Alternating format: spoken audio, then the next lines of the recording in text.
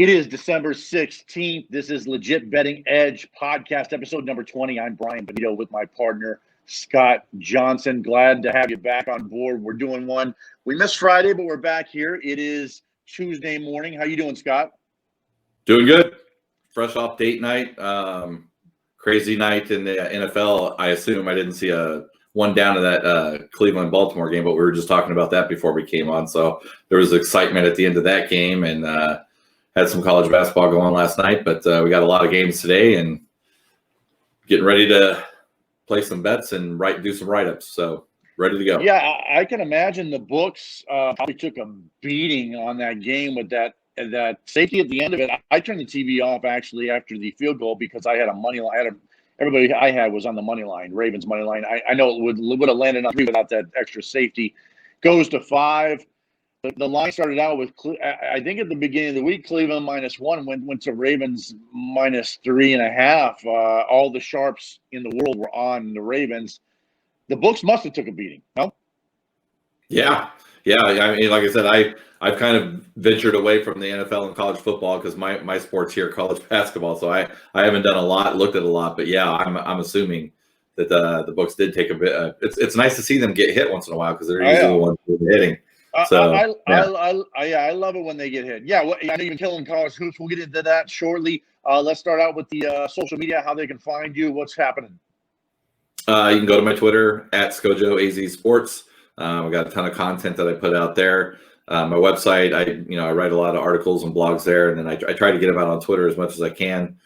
That's ScojoPicks.com.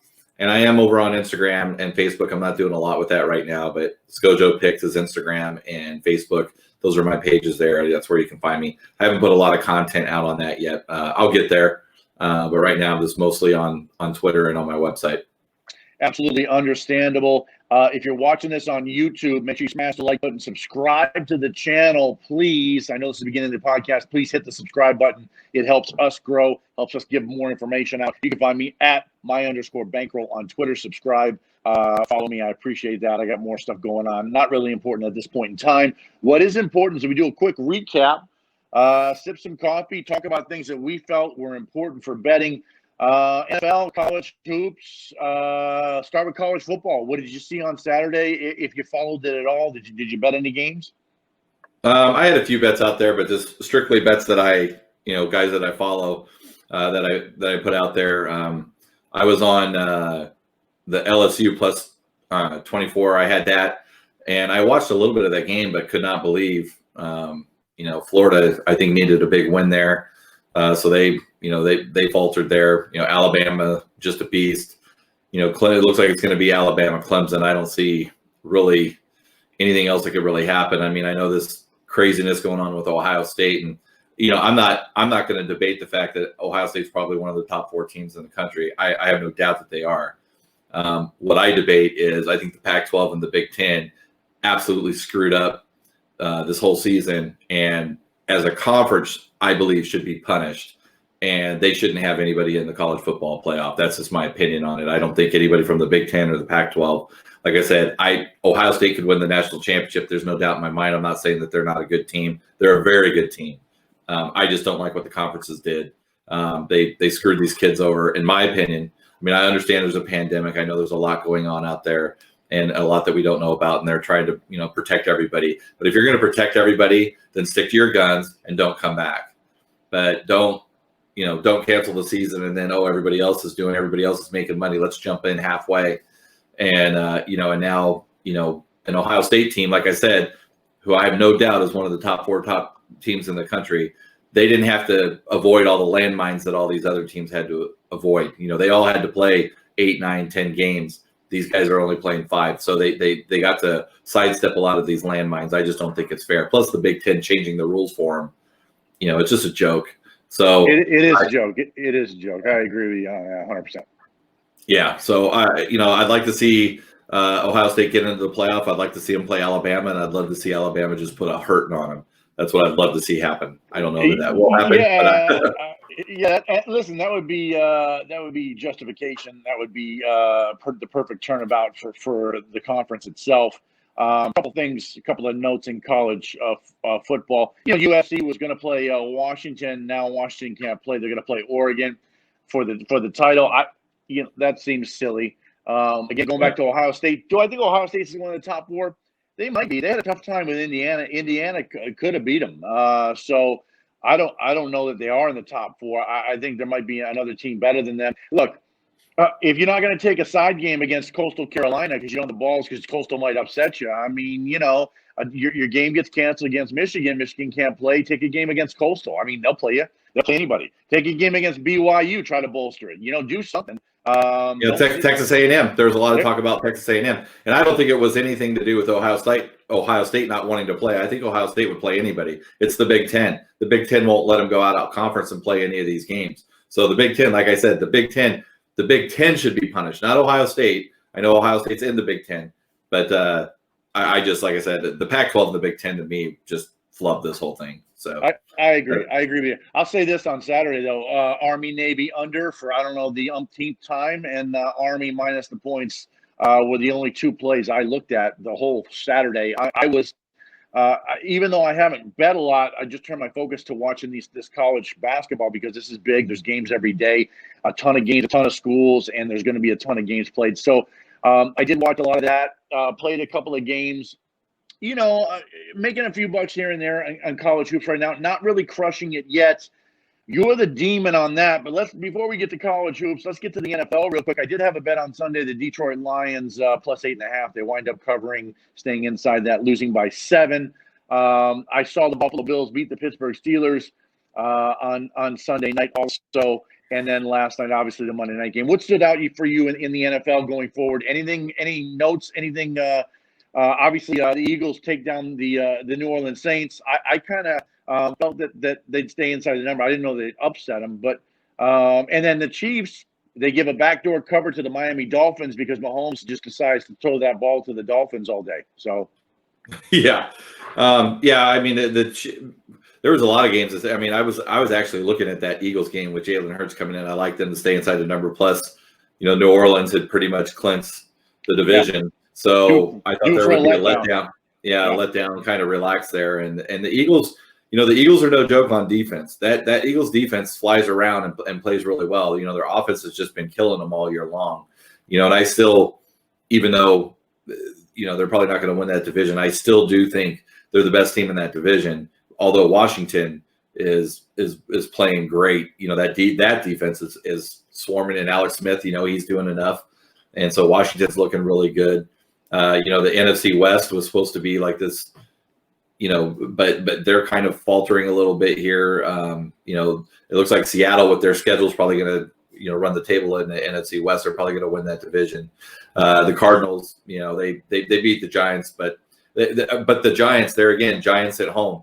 This team, I mean, if you go back through all their games and you look, they are a beast on the road, covering machine on the road, winning games on the road. At home, they cannot do anything, and it's the weirdest thing. I don't understand it.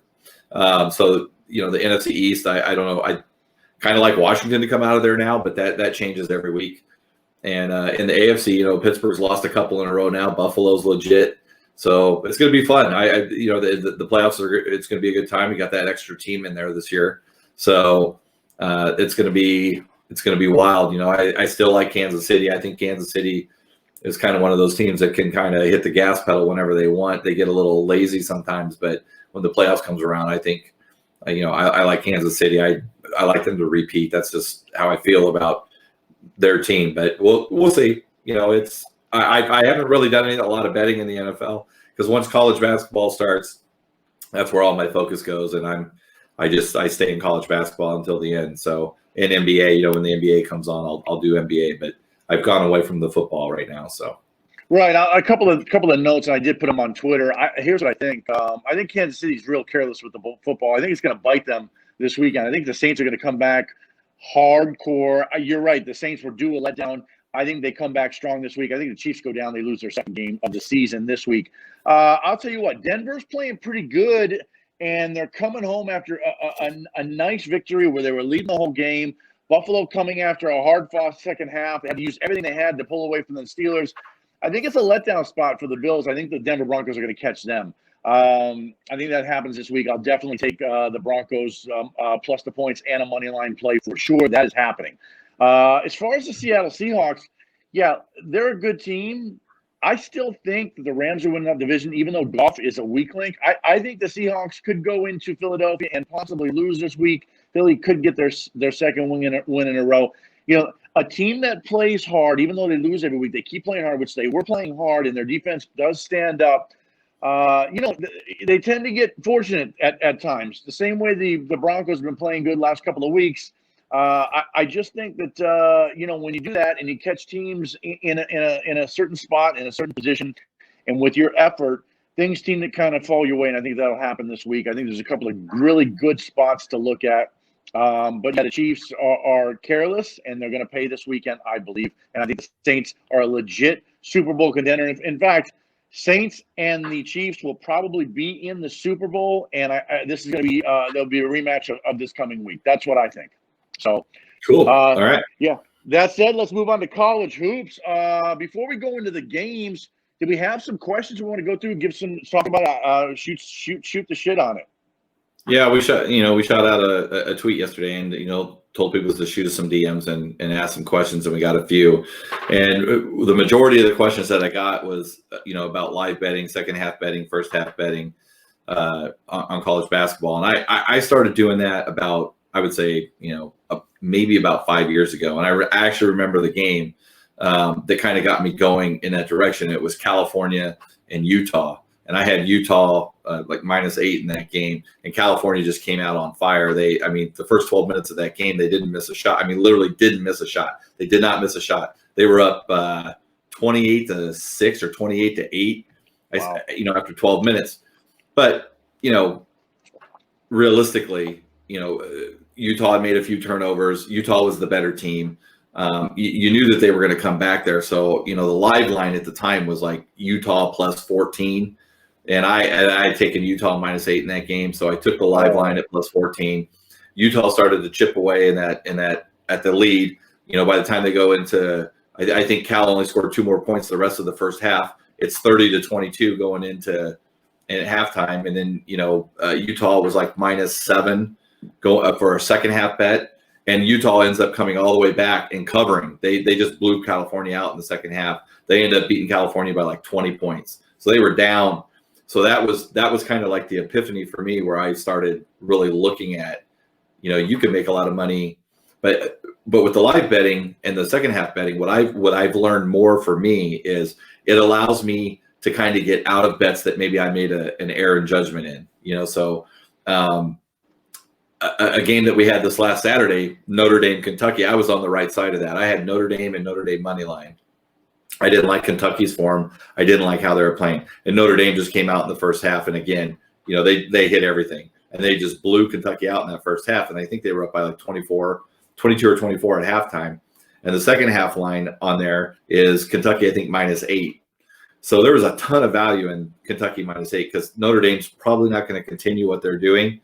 But I was already on the right side of that bet. So I didn't really make that Kentucky bet, which I'm kicking myself now for, because if I make the Kentucky bet, Notre Dame ends up winning by 1. I cover the Kentucky bet. I got the money line, and I've got Notre Dame plus the points. I think they were getting like 7.5 points. So there's a lot of money to be made in this live betting and second half betting arena, and a lot of money that you can make back on bets that you've made a mistake on. So if I'm watching a game and like tonight, we got Clemson and Virginia Tech, and I really like Clemson tonight because Clemson's just a defensive, juggernaut right now. They're just shutting people down right and left. Their offense isn't great, but they can put up points in this Virginia Tech. They beat Villanova. They had a monster game against Villanova, but they've struggled since. So I really like Clemson in this game. So I'm on Clemson. But if I start watching this game and, Virginia Tech has started, they're running stuff to beat this Clemson defense, and it looks like this is going to be, I might be on the wrong side of this. I might try to jump early on a live line and, take back, or minimize the damage that so for me, that's what really has been successful for me over these last, and why I've been very profitable in college basketball, because I understand basketball And the other thing is I have the ability to watch games. I can watch 15 games at one time. Which is, I'm lucky. I know everybody can't do that. But, I'm watching games all the time. I never make live bets or second half bets on games I'm not watching because I really like to see the flow of a game. I like to understand. We had another question about. Let me ask you before we go to the next question. So let's go back to that Cal Utah game. The first time you ever did it, you had Utah minus the points. Cal jumps out. Utah's plus 14. Are you putting the same bet, the same amount that you had on the initial bet on that Utah plus 14? Yeah, actually, I don't remember the amount. I think I had a 2-unit bet on Utah. I think they were minus 8.5, if I remember correctly. They were minus 8.5. I had a 2-unit bet on them. So then, like I said, Cal jumps out. It's a 20-point lead. So then what I did is I basically bought back with that plus 14. I just made another 2-unit bet. Okay. Then we get to halftime. And, they had chipped away at that lead. And now I get, Utah minus 8. And they're down by 8. So that means they just have to win the game. I still think Utah's winning that game. So I take the minus 8 and, for another 2 units. And then Utah comes all the way back. And not only do they cover the plus 14, cover the 8.5, they actually cover the game. Because I thought that the game bet was dead. The way that game started, I didn't think Utah would ever come back. But then that was just dessert. So I was able, even if they didn't cover that full game, I had a 2-unit bet on the plus 14, a 2-unit bet on the halftime bet. Let's say when they win that game by 6, I still made money on the game, even though I lost my original bet. I'm still profitable. And that's what live betting and second half betting. Now, it can go the other way. I mean, trust me, I could sit there and go, oh, there's no way they're beating them by 14. And California just continues to pour it on and wins that game by 40. That is always a possibility. But normally I'm pretty good at watching, understanding what's happening in a game, understanding that California is eventually going to start missing shots. They're not that good a team, that they just happen to get hot early. And California was the better team. I mean, Utah was the better team in that game. I knew Utah was going to come back, maybe not cover the spread, but I knew that they were probably going to win that game. There was plenty of time. So, I look to, minimize what, and Sunday's a good example. My live betting and second half betting there saved me because I didn't have a very good day. My original bets, I think I was like 2-7 or 2-6 or something like that. If I don't live bet or second half bet there, I'm down 15, 16 units. I live bet and second half bet, I minimize that. I cut it down to 6, so I lost 6 units. So, that's a big difference at the end of the line, at the end of the year, bottom line wise. If you have an eye for it and you can do it properly, second half and live betting, you can really minimize a lot of bad reads that you might have, because that's part of this. I mean, it's part of it. I mean, you understand and I understand. You're only going to hit if you're phenomenal, you're going to hit 62%. Most of the time, you're hitting around. I always call it 56.7. So you're gonna miss 43% of the time. Right. It's like in baseball.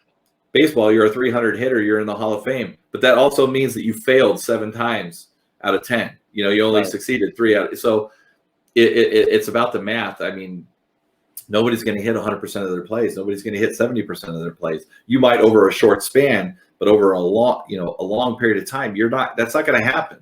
You have to live in reality. So the live betting and the second half betting, for me, it allows me to minimize. Now, I get burned. There are times where I get burned. I make a second half bet and that loses, and I lose everything on the game. I understand that, but more times than not, when I'm doing it, I'm actually minimizing the damage on something that was a misread or a bad read, or maybe somebody got hurt, or it's an early game and they weren't there to start the play. I mean, whatever the reason might be, I'm going to win more of those than I'm going to lose. So that's why I really like second half and live betting, is because you can get some really good lines, and if you understand the team, the coach, the game, you can get back some of the loss, or even be profitable in a game that was going to probably be a loss to start.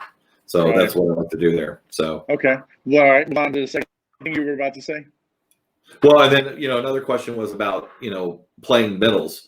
Is playing middles something that I like to do, and sometimes if I see value in it, like so Saturday, Clemson and Alabama. Clemson's up at halftime. Alabama's -2 in the second half. That was a 4-point game at halftime. I was watching that game. It was a battle. It was going to be a battle to the end. And there was a high probability that, that could be a 1-point game at the end. So I'm going to take Alabama. I'm already on Clemson. I'm on the winning side at halftime. And I think I'm still on the winning side because I think Clemson's going to win that game. But to take Alabama -2, I mean, there's a high possibility that they're going to lose that game by 1, or they could even win that game. They could win that game by 1. So, that was a chance I was willing to take. So, I bet half of what I had, and no matter what happened in that game, I was going to be profitable. So I did cut into my profit because it was a 3-point game with under a minute to go, and Alabama missed a shot, and then it was free throws and fouls, and Clemson ended up winning that game by like 6 or 8. So that didn't work out for me. But when I see opportunities like that to kind of, I'll take chances on that. And I had a really good day Saturday. I was 12-1 at the time. I was over 30 units to the positive, so that's a chance I'm going to take on Saturday. And if I'm having a bad day and things are going against me, maybe I don't make that same move. But on Saturday, I felt like, hey, I got a chance here. The way this game's going, it definitely could be a 1-possession game. And I give it a high probability that Alabama could lose this game by 1 or 2. So middling is not something that I'm really looking at all the time. I'm looking more at the value of the live bet in the second half and trying to minimize damage on something that I might have made an error on. So that's yeah. You're just looking to grind out units and not. I mean, if a big score happens to pop in front of you, you take it. But generally speaking, you're not looking for it. But if you see it, you'll hammer it. Basically. Yeah, exactly. And I know that it skews my numbers. On my full game bets. And then I have a lot of second but I'm in this like most people. I'm here to make money. If I can turn out positive units and make money at the end of the year, and my percentage is like 52.5%, but my units and I make money, I'm fine with that. The goal is to make money.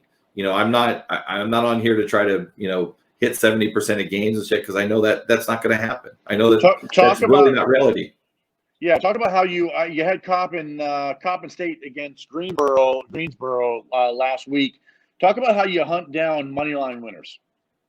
Yeah, and in that game, that I got a huge response on Twitter from that, and that was kind of shocking. But in that Coppin State game, I watched Coppin State play 2 games, and they don't have as much talent as everybody else. But I know their head coach Diaz. He's I know him from the AAU arena, and those kids play hard. That Coppin State team, they're not talented, but they're fierce and they don't back down from anybody. I watched them play Duke. They lost to Duke by 10, but they play with no fear. And this Greensboro team that was coming in, I call it fat and happy syndrome. They were believing what was being written about them. I'd watched them play a couple games. They looked extremely lazy to me on the court. They look like they think they know they're better than everybody, and that with the quality of teams that they're playing. And I just had a feeling that they're going to walk into Coppin State. They're going to walk in there. We're Greensboro. We're going to win this game. And that Coppin State, they were walking into a trap. And so that I even said in my write-up, I don't think they're going to win the game, but it's worth a half-unit bet here because if Greensboro comes in with that attitude, they'll get clipped here. Coppin State will beat them because Coppin State isn't going to play. They're coming to, they're not going to have that defeatist mentality. They're there to win the game, and that's exactly what happened. So in those lower division conferences, man, you can find there's another game today, Florida A&M plus 13, and they're playing Austin Peay. And if you look, Florida A&M, I don't think has won a game, but look at the quality of people that they've played. They played mostly Power 5 conferences, and they've gotten beat just like Coppin State. Coppin State have been getting beat by upper teams and getting beat pretty handily. But this Florida A&M team is another example of now they're going in. They're going to play Austin Peay. Austin Peay, it is at home. Coppin State was at home, so that was a little different.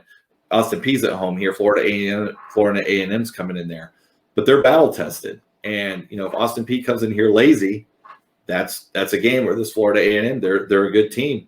For like I said, for the competition that they're playing, they're not going to beat the Dukes and the Gonzagas of the world, but in these lower conference games, they can be competitive. So this Florida A&M team, that's a team that I'm gonna take a chance on the money line tonight. I think they're like plus 700. I'll probably throw a half unit or a unit on that, and I'm definitely going to take them plus 13 because I like that. And Eastern Washington's another one tonight. Eastern Washington, the best team in the Big Sky. They played Arizona, they lost by 3. They played Washington State, they lost by 3, and now they're going to play a St. Mary's team that's won 6 in a row, feeling confident. Do they walk in, fat and happy? And if they do, this Eastern Washington team will step up and clip them. So there's another. I think that's a plus 350 on the money line. So there's another game that I'm looking at, and I'll throw a half unit or a unit on that, and I'm going to take the points there. So that's how I kind of look for the. I'm not going to. When I put a half unit or something like the Coppin State, I never thought in a million years that they would win that game. But I thought if things played out certainly or a certain way that they had it was I gave it a 15-20% chance. And I had seen Coppin State play, so it was worth a half unit bet on me for me. Sure. So sure. It's just knowing the teams and knowing situations, and Coppin State pretty much dominated that game. They were never really in trouble. So now, was Coppin State, was that a 5-unit play for you? I know you have money line on that, but does that become a 5-unit play if you're getting what were they getting 10 or 11? What were they getting in that point? 18. That game? They 18. Were 8. Okay. Okay. Yeah, it opened at 14.5. It went to 18. I played 3 units on the. That was going to be a 4. Yeah, it was going to be basically a 4-unit play for me. But what I did is I went ahead and just went 3 units on the plus 18, and then I just threw a half unit on the money line. So I really felt confident about the plus 18. I did make it 5 units because it's also Coppin State, and I know that their talent level isn't there, and they could, Greensboro could have went in there and beat them by 30. There was no doubt in my mind Greensboro could beat those guys by 30 because they're the more talented team. It was just a situational thing. That's what I was seeing. I thought Greensboro was going to come in there a little too cocky, and Coppin State, they're going to fight, and that's what happened. So. Okay, cool. Let's move on, do some game reviews. That's good information for everybody watching. And if you like that information, make sure you subscribe to the channel. There's a lot more information coming. We'd appreciate that. Hit the like button and share the video if you get a chance. All right, let's talk games. Let's start out with Clemson Va-Tech. You start, and I'll piggyback on you. All right, so Clemson getting to that lines. Clemson opened as a 1-point favorite here. A lot of money's come in from the sharps on the Va-Tech side, but Clemson +2 at Virginia Tech. Virginia Tech had a big win this year. They beat Villanova in Bubblesville up in Connecticut. They shot the lights out in that game, and ever since that game, they've really struggled offensively. They've been kind of sputtering here, and Clemson is not the most offensively talented team, but they're one of the top 5 defenses in college basketball. And defense travels. These guys, they're in your face. They guard the 3-point line well. They make you take long possessions on offense. They're not going to give you anything easy. Clemson isn't really a team that's going to blow you away either, because offensively, I think they're challenged a little bit. So I don't think they're going to run away and hide from Virginia Tech here. But I do think with their defense as dominant as it is, that they're going to control the game, and it'll probably be a close game throughout. You're probably looking 4 or 5 points either way. It'll come down late, and I just like Clemson with their defense to make the plays late and probably to win this game. I've got them on the money line also. So I like Clemson in a close game. I think they win it by, 2, 3, 4 points. I'll tell you what, I looked at this game before the podcast and tried to decipher some numbers. We got a preliminary on it, but not enough for me to take a side. I do like the under. The totals come down on this to 128.5. I like the under. I mean, what are we looking at here? Maybe a 60 to 58 game, something along those lines, possibly. Maybe a couple of more, maybe a few less. But I see a low-scoring affair. You just said they're offensively challenged. That lends a lot more to me. I don't watch each game. I'm looking at numbers, obviously, the pacing of what they do. But I do see the under as a viable play in this game. If I don't play a side. So I'll be looking at that before the game kicks off. What time does this game kick off, by the way? Do you remember? I think it's I think it's 4:00, 3. I mean, it's honestly, I don't know. I would have to look it up. I don't have the time on it. Okay. I think it's a 4 o'clock game my time, I think. So it'd be 3 o'clock your time. So. 6 Eastern, possibly 6 Eastern time. Okay, Yeah. that sounds good. Yeah, just trying to do Eastern time. But yeah, so that's my take on this. I think the under is a viable play. Again, I don't have too big of a feel on the sides, but I do know that there won't be a whole bunch of points scored, and I think it does stay under by a few points. Yeah, no, and I agree with you. I think I saw this game being played in the 50s, and the only reason I stayed off the total here, the under, because I really like the under in this game, is I just believe it's going to be a close game, and I always worry with close games at the end with the fouls and the free throws, and that burns me so many times. So that's why I've stayed off the total here, but I do agree that this is going to be a low-scoring game, and I can see both teams. Overtime scares me too, so that's another reason I'm probably not going to play the total here. But yeah, it's definitely, if it goes to overtime, it's going to be 60-60 or 58-58 or something like that. I don't see. Absolutely. I don't see. So next game is going to be Minnesota at Illinois. It's a Big Ten game. Minnesota getting 8.5 on the road here. This Illinois team, they went into Duke and pretty much dominated that game. And Duke, I don't think Duke's that good. They're a decent team. Duke's always Duke. They're always going to have talent. But Illinois pretty much dominated that game. They've got a really good freshman guard. They've got a big man that's solid. Offense. I know they struggled in the last game that they just played, but I like Illinois in this game. But 8.5, man, is in a Big Ten game in Minnesota. They're a scrappy bunch too. They play tight, close games. So I like Illinois to win this game. But if I was going to play this game at all, I'm probably on Minnesota's side to stay inside that 8.5. That's probably how I would lean. I'm probably not going to have a play on this game. I'm definitely going to watch it, but I would lean Minnesota plus the 8.5, if anything, on this game. And the total there I think is probably pretty close, because I'm seeing 75-70, 77-72 type game. That's kind of what I have this game pegged at. So it's probably a no play for me at all on this game. Yeah, I didn't take a good look at the total because it didn't really pop out that it was going to be above or below it. So if I don't see that, then I can't play a total. That's just not the way I do it. But I did see Minnesota. Look, they play well.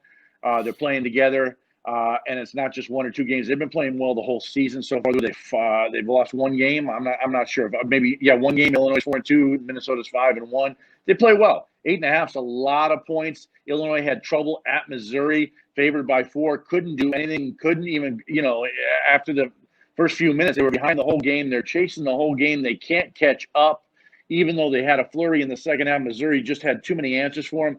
So that would lend me to believe that Minnesota plus 8.5 is the right side. I'd have to validate the numbers more further, but that's a lot of points. I know Illinois beat Duke, but then Duke's not very, very good. And so that being said, I think Minnesota plus 8.5 is the right side in this game, and I'll look to validate that before the game tips off. All right. Another game is Western Carolina at VCU. Western Carolina getting 14.5. This VCU team, in the A10, they're going to battle Richmond all year for the A10 title. This VCU team is a really good team, solid team, veteran team.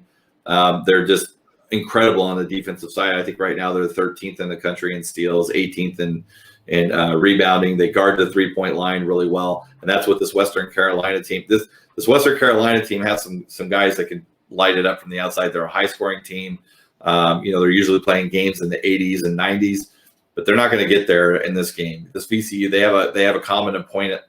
I think it's NCAA A&T, and they just went to overtime. Western Carolina just went to overtime to win that game, and VCU just pounded them. So I kind of like VCU in the points here, because I think Western Carolina isn't going to be able. They haven't seen a defense like this. VCU is battle tested. They played a lot of upper talented teams, and Western Carolina is just playing teams at their level or a little bit under. So I think this is going to be a shock for them. They definitely have the guys to put up points. They definitely have the offense to stay inside this number. I just think VCU is going to dominate this game. I like VCU to cover this. Yeah, and I can't play this game. I can't figure out either way, because if you do look at it at face value, Western Carolina has been playing no-name teams, but they've been playing very well against those no-name teams. They step up in competition against this VCU team.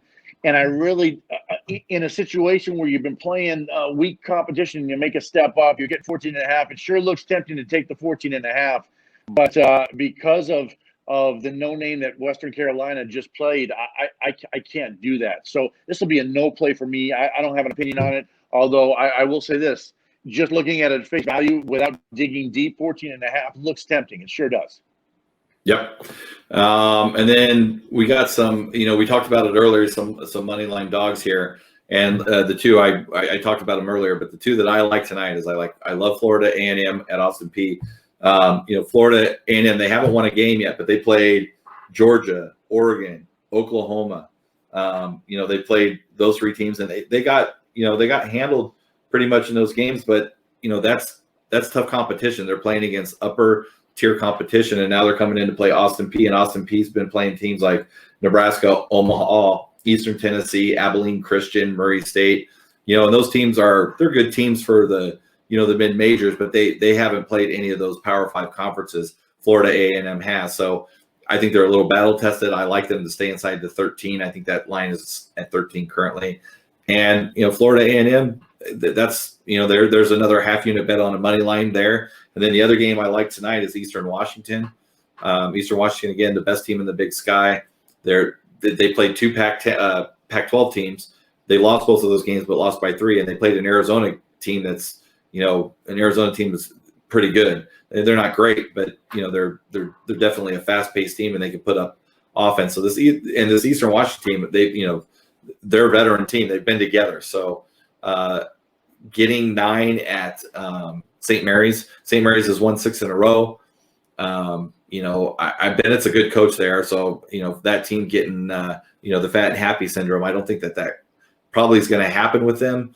But I really like this Eastern Washington team, and I could totally see them winning this game. So I'll probably put a full unit on the money line there. I think they're about plus 350. Florida A&M like plus 700. So those are a couple of money line dogs that I'm looking at tonight. I'm looking at something a little less sexy. Wichita State at Tulsa. They're only getting 1. It opened at 3. It's down to 1. I think Wichita is going to come in and win this game outright. Again, you probably only get even money on that, but it's better than playing the juice minus 110 to get it. And that's where I would roll with that. As far as another game that I'm looking at, I really can't justify, but I like Georgia Tech getting 8 in Florida State today. I think that's a lot of points. Georgia Tech plays good ball. Florida State has played, they played Indiana tough. They just blew out Florida. But I think Georgia Tech has what it takes to stay inside the number. Will they win outright? I don't know. I'll have to try to justify that. But that's just something else I'm looking at. But I do like this Wichita State team to beat Tulsa today. Yeah, that's. I looked at that game. I'm probably off that. Florida State is. They at home they play really well, but they seem to play close games. I mean, I know Florida, but Florida had Keontae Johnson. That whole situation happened. So how they're probably worried about their teammate there. So they probably weren't. That probably wasn't indicative of how that game was probably going to play out. So Florida State at home. They usually win their games, but they're usually always tight, close games. So getting 8 with Georgia Tech, I'd probably lean that way too. Yeah, it's good. Awesome. All right. Anything else to add before we sign off? Nope, that's pretty much it. Just got to get some write-ups out and get my plays out so everybody can see what I'm doing. Fantastic. Social media one more time, Scott, before we sign off. Twitter, they can find me at ScojoAZ Sports. That's where 90% of my content is. That's where I put most of my stuff out. My website is scojopicks.com. You can go there. I write articles and put stuff out there all the time. And then Instagram and Facebook, I do have pages, but I'm not on there very much. Scojo Picks is where you can find me there. So if you want to follow me, it's definitely Twitter is the best place. Go there, give me a follow, and if you're on YouTube and you're watching this right now, subscribe, like, retweet. The goal for us here is to get this to be a live show. We'd love to come on before games and talk about games right before they tip off and stuff like that. So we need to get followers. We need to get subscribers to get there. Right. We need that. We'll take live questions during that live feed, and we'll be able to do a lot at that point in time. We're looking to build that. Subscribe to the channel here. You can find me at @my_bankroll on Twitter. That is the end of the Legit Betting Edge episode number 20. We'll talk to you next time.